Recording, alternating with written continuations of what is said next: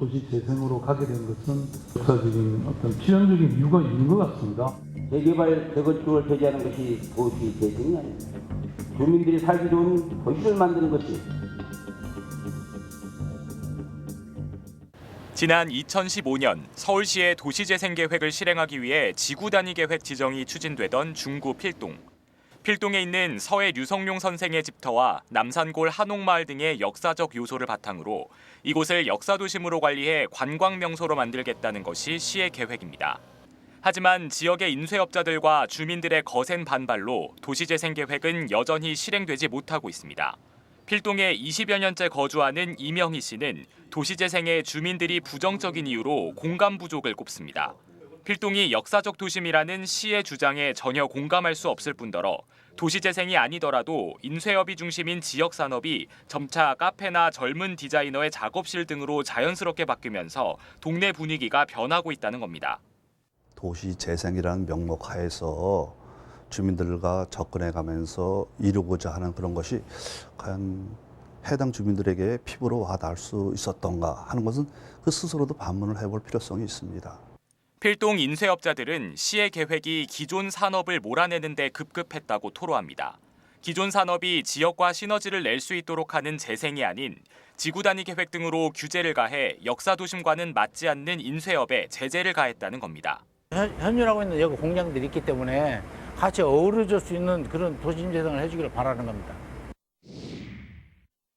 지난 2017년 용산구 서계동 주민들은 시의 도시재생에 반대하며 집회에 나섰습니다.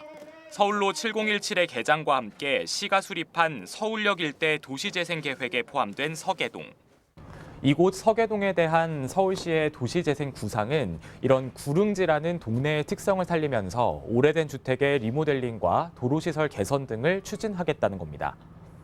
하지만 주민들은 서울역 인근이라는 초역세권인 지리적 특성과 동네가 낙후돼 도로 등 기반 시설이 부족한 서계동의 환경을 고려했을 때 오래된 동네 모습을 유지할 것이 아니라 전면 철거를 통한 개발이 필요하다고 주장합니다.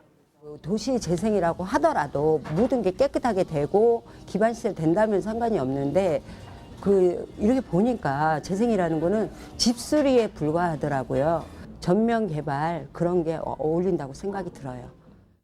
결국 일부 주민들은 시를 상대로 도시재생 계획 수립을 철회하라는 소속을 냈지만 1심과 2심 모두 주민들이 패소하면서 현재 도로 포장과 앵커 시설 조성, 주택 리모델링 등의 도시재생은 진행 중입니다.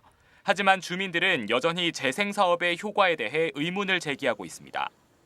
그래서 도시재생이 뭔지를 모르겠고요. 재생이라고 해준 길도 1년도 안 돼서 저렇게 더 금이 가서 오히려 안 하니만 못한 상황이 벌어졌으니까. 앞선 사례들의 공통점은 서울시나 지자체, 즉 관이 판단한 동네의 특성과 가치를 바탕으로 재생 사업이 진행됐다는 점, 그리고 이러한 관의 계획에 주민들이 공감하지 못해 마찰이 생겼다는 점입니다. 이러한 문제점을 해결하고자 서울시는 지난 2016년부터 도시재생 희망지 사업을 시작했습니다. 주민의 신청을 통해 희망지를 선정하고 주민 대표단을 중심으로 한 활동 내용을 검토해 도시재생 예산을 지원한다는 것으로 관 중심이 아닌 주민 중심의 도시재생을 하겠다는 겁니다. 지난해 12월 도시재생 희망지에 선정된 중랑구 중화 2동. 15년 동안 뉴타운지구로 묶여 도로 구축 등 기반시설 투자가 중단되면서 슬럼화가 진행됐습니다. 지난 2015년 뉴타운 지정에서 해제됐고 현재 주민 대표단을 중심으로 도시재생 사업의 밑작업을 진행 중입니다.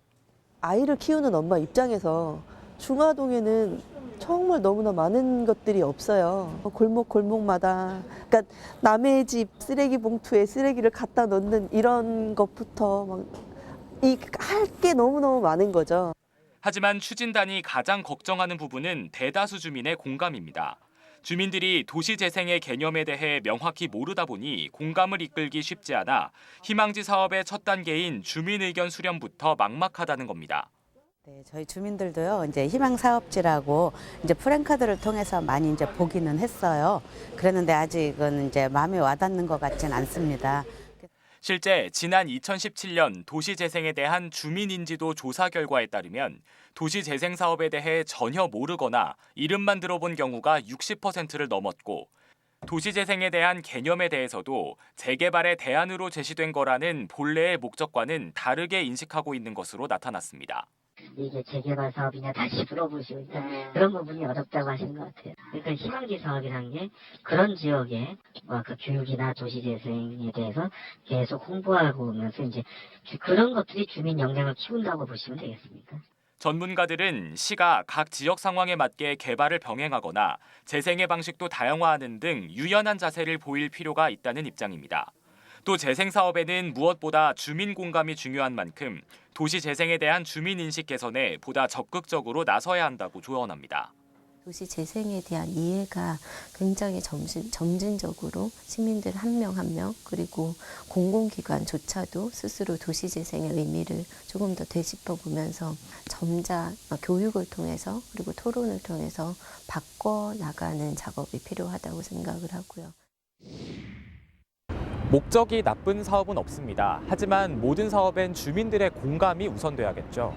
도시재생이 주민들을 위한 일이고 또 주민들이 주체가 되어야 한다면서 정작 주민들은 어떤 사업인지도 모르고 사업 목적에 공감도 못한다면 성공한 사업이라고 할 수 없을 겁니다. 주민들을 주체로 하려는 여러 시도는 좋지만 단순히 새로운 사업을 통해 주민들이 도시재생에 공감해주기만을 바라는 것보다는 보다 적극적인 인식 개선 노력이 필요해 보입니다. 집중취재 와디슈 진기훈입니다.